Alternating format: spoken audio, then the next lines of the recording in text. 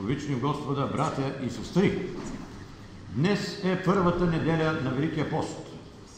На този ден честваме възстановяването на почитането на светите икони и тържеството на православната вяра. Кратка история.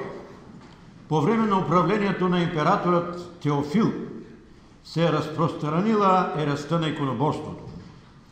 Светите икони били унищожавани, тези, които ги почитали, бивали преследвани.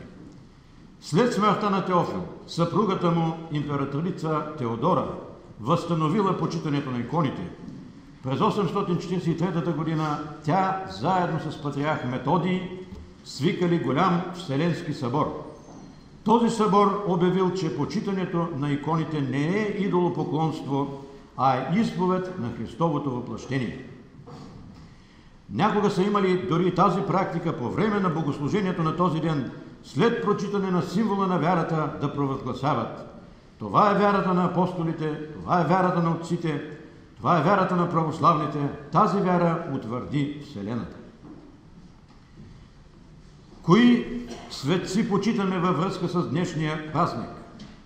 Освен тези, които почитаме на тази дата, в неделя на Светото православие почитаме свети Йоан Дамаскин, който е писал в защита на светите икони.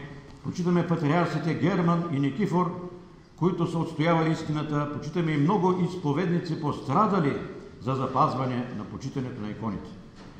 По техните молитви: Господи Исусе Христе, Боже наш, помилуй и спаси нас. Амин.